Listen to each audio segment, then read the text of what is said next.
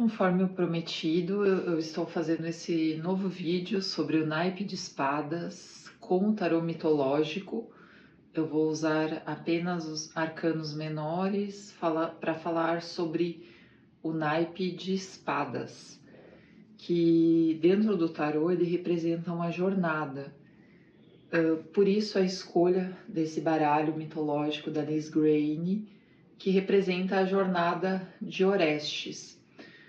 Porque como função de espadas, assim, representa a função pensamento, que é uma função privilegiada na nossa sociedade patriarcal. Ela é vista assim, você compactuar, organizar, colocar em caixinhas, julgar, é algo assim que é ensinado, é benquisto na nossa sociedade e assim funciona bem. Então, a gente reconhece também o naipe de espadas na função pensamento, de acordo com a teoria junguiana dos tipos psicológicos. Então, aqui o as de espadas é representado pela deusa Atena, a deusa Atena, deusa da sabedoria, e a espada representando esse poderio do discernimento, da capacidade de discernir certo, errado, bem, mal, de fazer o julgo. Esse é melhor, esse é pior, esse é inferior, esse é superior. E o naipe de espadas representa o poder dominante. Atena bem nos representa isso. E a jornada que eu estou falando é a jornada aqui desse jovem Orestes, que está entre sua mãe, Clipnemon, e seu pai, Agamenon. Está entre eles. Estar entre a mãe e o pai é um tema de espadas. É um tema também freudiano, no sentido que a nossa relação paterno-maternal, para quem teve uma família ou para quem não teve, nos constitui. Essa maneira com que as primeiras pessoas que foram as nossas referências, o quanto elas nos marcam profundamente, a gente se constitui, se constrói a partir delas. Então, a gente carrega elas pela vida inteira. Então, a resolução ou a não resolução desse conflito materno-paterno nos determina.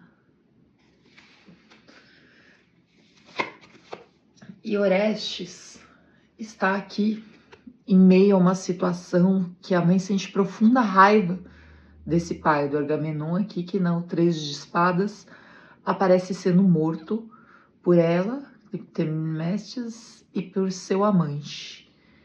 E, nossa, que cruel, existem mulheres que matam, mas aqui nessa história trata-se de um caso de vingança, porque ele havia matado a sua filha favorita.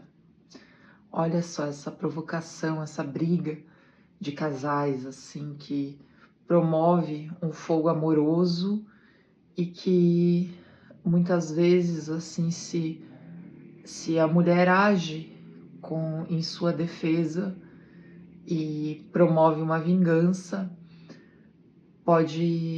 isso pode se perpetuar por longas gerações.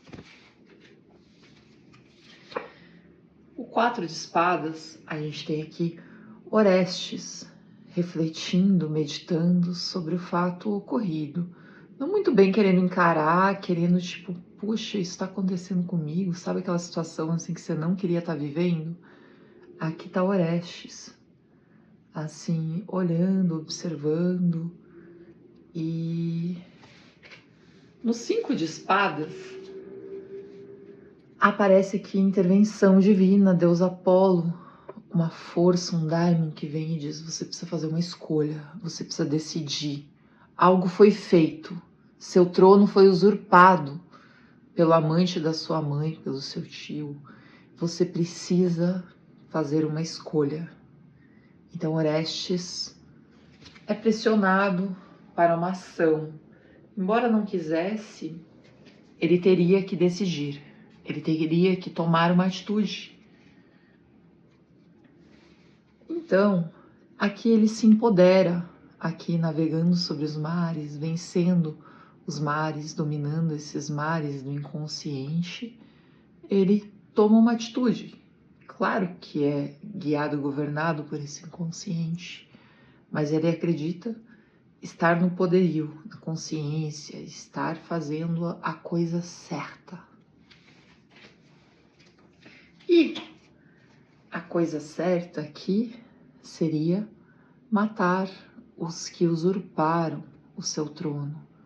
Então, ele fez uma escolha, ele tomou a atitude certa, agiu em causa de si próprio. Protegeu a sua individualidade e o que ele acreditava. Cumpriu o seu destino. Porém, não aguenta a pressão das fúrias, as coisas que lhe falavam, como você matou a sua própria mãe, a pessoa que mais te deu amor, que mais te amou no mundo, que mais te cuidou, como você pôde matar ela, como isso é certo. E a Apolo aparece aqui e fala, não se deixe levar pelas emoções. Você agiu, você fez sua escolha e Apolo está dando suporte para Orestes aqui em prol da justiça. Essa é a voz da justiça. A justiça é fazer o que é certo, mas essa balança, ela tá agindo em prol de uma vingança. Orestes vingou a morte do seu pai. A justiça é a vingança? Me responda. Me responda. A justiça é a vingança, Orestes? Você vingou e agora? O que você está sentindo? Como você está se sentindo? Você está em paz? Respira. Então a gente tem aqui a culpa porque a culpa foi do pai, porque foi da mãe, porque foi dos que criaram o pai e a mãe deles, e a culpa é transgeracional e ela é passada, e ela é vingada, e ela é lavada, geração pós geração.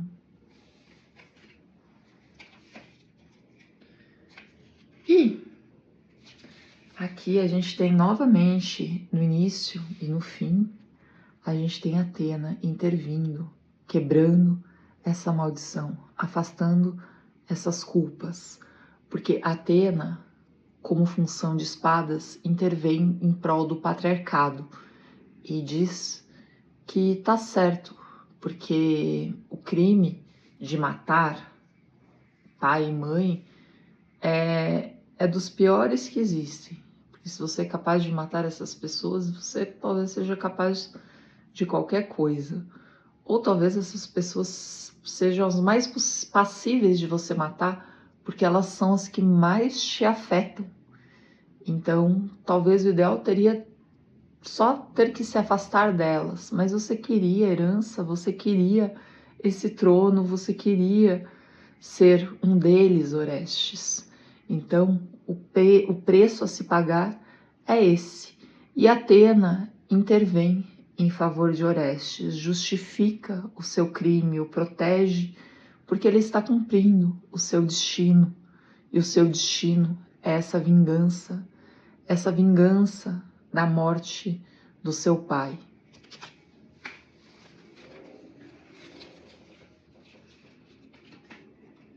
E agora eu vou trazer algumas cartas da Torre, também finalizando o desfecho dessa história, assim, trazendo a temática do naipe de espadas que protege a função pensamento, racional, inferior sentimentos, apaga esses sentimentos e prioriza os pensamentos.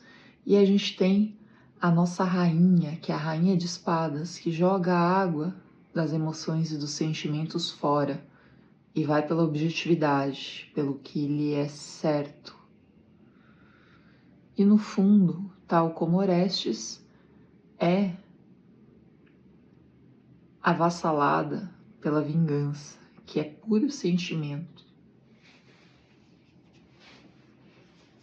E aqui, novamente, a carta que define a temática de espadas. O que é a justiça? A justiça é vingança? O que é certo? O que é errado?